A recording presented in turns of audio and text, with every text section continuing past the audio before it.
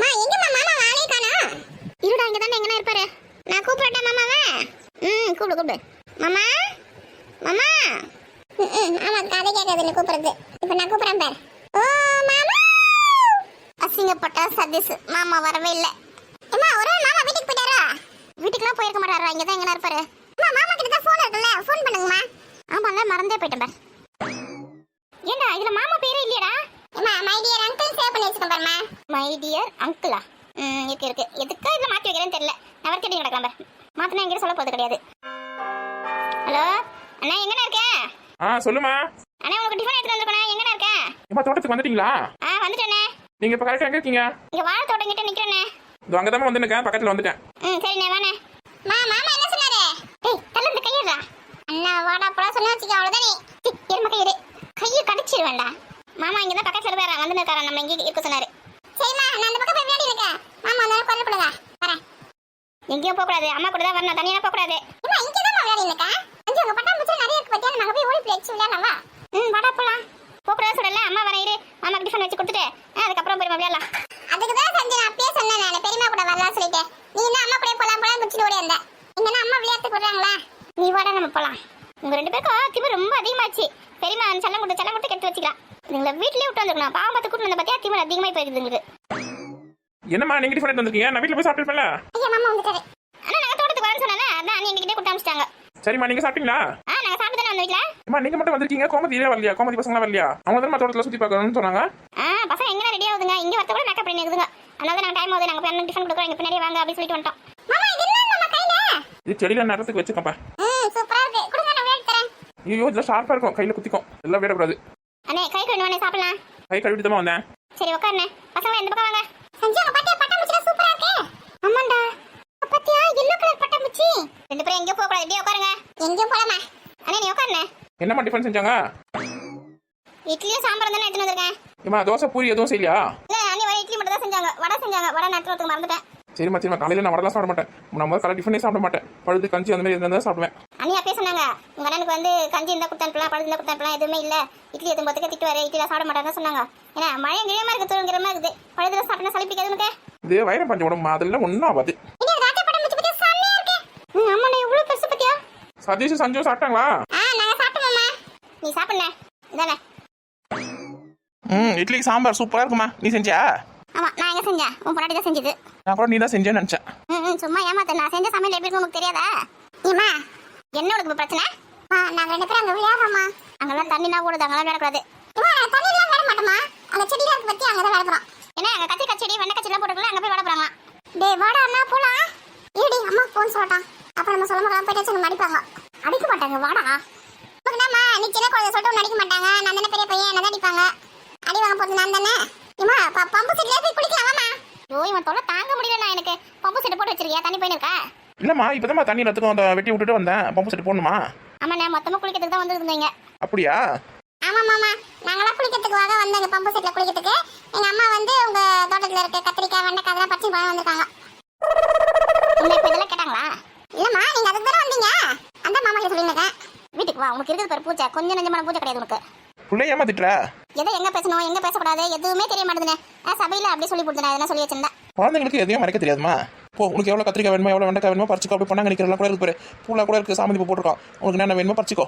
நான் வீட்டுக்கு தேவையான அளவு ஒரு 1/4 கிலோ பறிக்க போறேன். அது நீயே பறிச்சு எடுத்து கொடுத்துருக்கலாம். இந்த பசங்க தான் வந்து பம்பு செட்ல போய் குளிக்கணும், இந்த செடியெல்லாம் பார்க்கணும் அப்படி சொல்லிச்சு. அதுதான் நீங்க கூட்டு வந்தேன். இல்லை நான் கம்ம வீட்லயே இருந்துப்பேன். அம்மா மூட்டை மூட்டையை அறுத்து எடுத்து ஊர்ல விற்க போறேன்னு சொன்னீங்க, அப்ப மூட்டை மூட்டையை அறுக்க மாட்டீங்களா? திருவாயை கொஞ்ச நேரம் மூடுறியா, கம்முனு. என்னமா சொல்றா சதீஷ்?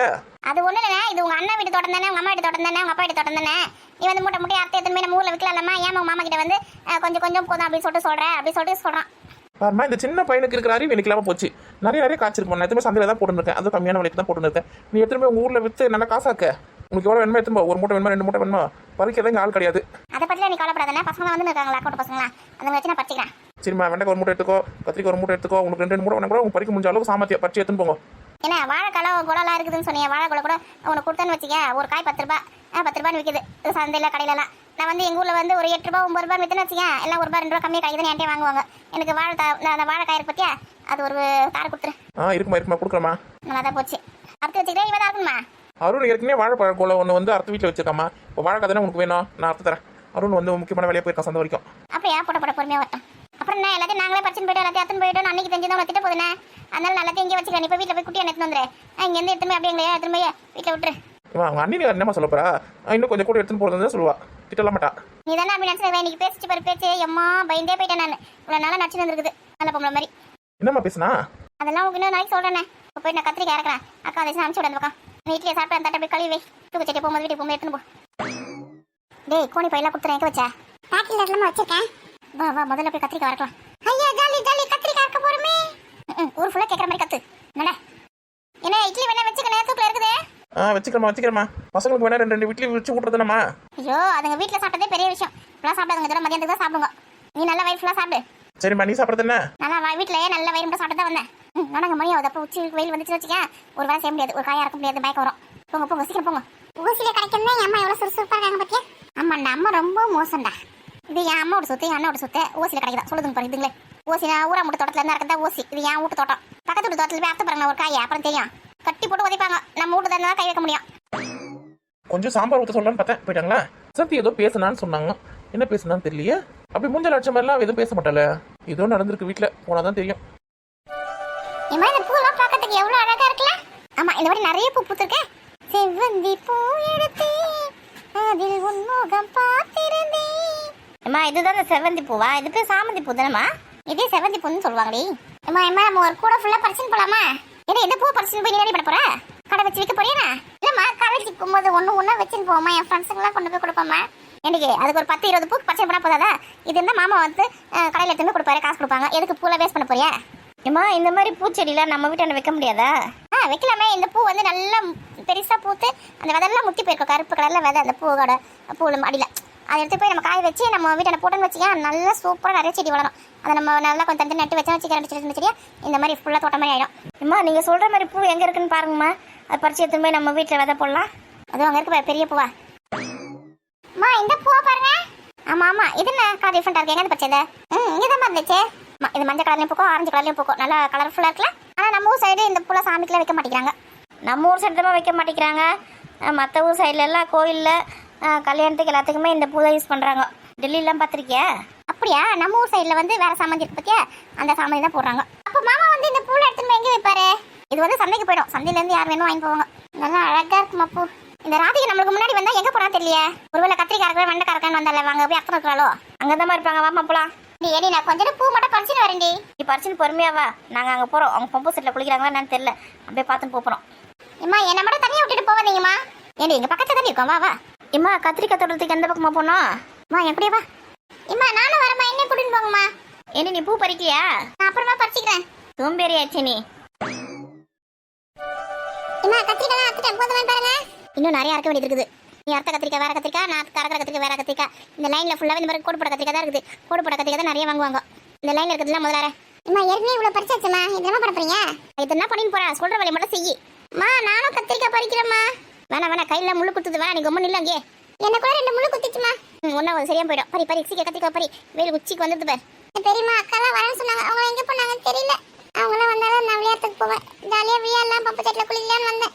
கத்திரிக்காய் நிக்க வச்சிருக்காங்க. நீங்க அழுதுக்குனே செய்யாத ஒரு வேற வேலையும். வாய முன்னு மடமன்ட்டு ஏக்கர் கணக்கில் கத்திரிக்காய் தோட்டம் போட்டு வச்சுக்குது. எப்படி இருந்தாலும் லாபம் நல்லா இருக்கும் உங்களுக்கு இந்த வருஷம். எல்லாத்துலையும் கொத்து காய்ச்சிருக்குமா கத்திரிக்காய். கேட்டால் நான் இயற்கை உரம் தான் போடுறேன் அப்படின்னு சொல்லும். இந்த இயற்கை உரம் போகிறதுக்கு இவ்வளோ காய் காய்க்குது. இந்த கத்திரிக்காய் குழம்பு வச்சு சாப்பிட்டா எப்படி வெண்ண மாதிரி இருக்கும் தெரியுமா? தரமான நல்ல கத்திரிக்காய் இயற்கை உரம் போட்டு வளர்க்கறதுனால தான் அண்ணங்கிட்ட வந்து ஓடி வந்து எல்லாம் நிறைய பேர் ஆர்டர் கொடுத்து வாங்கி போகிறாங்க. மாமா தோட்டத்தை இன்னைக்கே காலி பண்ணிடுவீங்களா? உனக்கு யார் இப்போ அப்படி சொன்னது? ஆமா நீங்க பண்றது பார்த்தா அப்படிதான் தெரியுது. மொத்த கத்திரிக்காய் நீங்களே அறுத்துன்னு போயிட்டீங்கன்னா மாமா எந்த கத்திரிக்காய் அறுத்து விற்பாரு? அப்புறம் எப்படி மாமா காசு கிடைக்கும்? பாவல கஷ்டப்பட்டு இந்த செடியில நட்டு தண்ணி ஊற்றி வச்சிருக்காருல்ல. என் அன்னிக்காரியே பரவாயில்ல. இவன் இருக்கிற இவனுக்கு வாயா உனக்கு. என் அண்ணன் சும்மா இருக்கான். எல்லாரும் சும்மா இருக்காங்க. எங்கள் அம்மா கூட சும்மா இருக்குது. இவனுக்கு என்ன வந்துச்சுன்னு தெரியல. மொத்தத்தில் நான் அறுத்து எடுத்துன்னு போயிருப்பேன். எனக்கு கொஞ்சம் தான் அறுத்து வச்சிருக்கேன். இன்னும் நிறைய காய் இருக்குதுங்க. அதெல்லாம் அறுத்து அவங்க மாமா விற்று காசாக்கிப்பாரு. இதோட மாமா வீட்டுக்கு நம்ம எப்போ வருமோ தெரியல. அதோட அடுத்த வருஷம் வருமோ பொங்கலுக்கு வருமோன்னு தெரியல. நம்ம வரக்கும்போது அந்த கத்திரிக்காய் இருக்குதா இல்லைன்னு கூட தெரியாது. இருக்கும்போதே பச்சின்னு போயிடலாம். நம்ம கத்திரிக்காய் எடுத்துட்டு போயிட்டு கொஞ்சம் அத்தை கூட கொடுக்கலாமா? ஆமா உங்க அத்தைக்கு எதுவுமே இல்லாமல் உட்காந்துருக்கு. அதுக்கு எதுவும் கொடுக்குறது காசு கொடுத்து கடையில் வாங்கிக்கோ. நம்ம எதுவுமே விற்று காசாக்கலாம். ஒன்று ஏன் தான் விற்கீங்களோ தெரியல. போடா கத்திரிக்காய் வரடா. டேய் அண்ணா வாடா நம்ம போய் விளையாடலாம். ஆமா கத்திரிக்காய் வேணா அம்மாவே பறிச்சுக்கிட்டோம். நம்ம போய் விளையாடலாம். வா செஞ்சு போலாம். டேய் கத்திரிக்காய் இருக்க சொன்னா எங்கடா ஓடி இருக்க? நீங்களே தோட்டத்தில் மொத்த கத்திரிக்காய் வாங்க. விஷம் நாங்க விளையாடுறதுக்கு போறோம். சொல்ற பத்தி கொஞ்சமாவது மதிக்குதுங்களா பத்தியா? இந்த கூட பயம்ன்றது கிடையாது. எல்லாம் கொடுத்ததா கெட்டு வச்சுக்குதுங்களா, அப்புறம் எங்க இந்த பயம் இருக்கான்? நம்மளே பறிப்போம். இந்த அக்கா வரஞ்சி பசங்க வரந்துச்சுங்க, எதையும் ஆளக்கானோம். இன்னும் நல்லா மேக்கப் பண்ணிக்குதுங்களா நான் தெரியல. கத்திரிக்காய் கேட்கட்டும், கத்திரிக்காய் கையை வைக்கட்டும், அதுக்கப்புறம் இருக்குது கச்சேரி அவங்களுக்கு. நம்ம கஷ்டப்பட்டு பறிப்போமா, நம்ம கிட்ட நோவாம நம்ம கிட்ட வாங்கி போயிடுவாங்க. ஏடி நீங்க தான் இருக்கிறியா? தோட்டம்லாம் போய் சுற்றி பார்த்துட்டு வரேன்டி. வெண்டைக்காய் தோட்டத்துக்கு வாழை தோட்டத்துக்குலாம் என்னத்துக்கு வரீங்க நீங்கள்? உங்களுக்கு எப்போ வர சொன்னேன்? வெயில் எல்லாம் சுருளில் அடிக்க ஆரம்பிச்சிச்சு. காலையிலே சீக்கிரமாக வந்தால் தானே எல்லாம் பறிக்க முடியும். என்னடி இவ்வளோ கத்திரிக்காய் பறிச்சு வச்சிருக்கேன்? அண்ணன் சந்தைக்கு எத்தனை போதா இந்த கத்திரிக்காய்? ஆமாம், அண்ணன் சந்தைக்கு போகிறதுக்கு தான் காலையில வந்து பறிச்சு கிடக்குற வெயில் நின்று. அப்புறம் எதுக்கு இவ்வளோ கத்திரிக்காய்? நம்ம வீட்டுக்கு எத்தனை போகிறதுக்கு தான். ஏன்டி இவ்வளோ கத்திரிக்காய் எதுவுமே நம்ம பண்ணுறது? கத்திரிக்காய் வத்தல் போட்டு வைக்க போறியா? இப்போ வெயில் கூட சுருளியும் காய்கறி மழை அப்பப்போ வருதடி, எப்படி வத்தல் போடுவேன்? ஐயோ, இதெல்லாம் வச்சு என்ன தான் பண்ணுறது எனக்கு ஒன்றும் தெரியல. கத்திரிக்காய் வந்து கொஞ்சம் தான் நம்ம வீட்டுக்கு எடுத்துக்க போகிறோம், மீதிலாம் விற்க போகிறேன், விற்று காசாக்க போகிறேன். எதுக்குடி உனக்கு இந்த வேலை? நமக்கு தேவையான அளவு வீட்டுக்கு தேவையான அளவு மட்டும் பறிச்சிக்க வேண்டியது தானே. விற்கிறதுக்குலாம் அண்ணா எதுவுமே விற்க போகிறாங்க. ஏன் நம்ம நாள் காசு பார்க்கக்கூடாதா? அண்ணன் மட்டும் தான் நம்ம தோட்டத்தில் உள்ள காயெல்லாம் விற்று காசாக்கணுமா? ஏன் நம்ம காசாக்கணும் ஆகாதா? ஏன் நம்மளுக்கு அதில் உரிமை இல்லையா, பங்கு இல்லையா?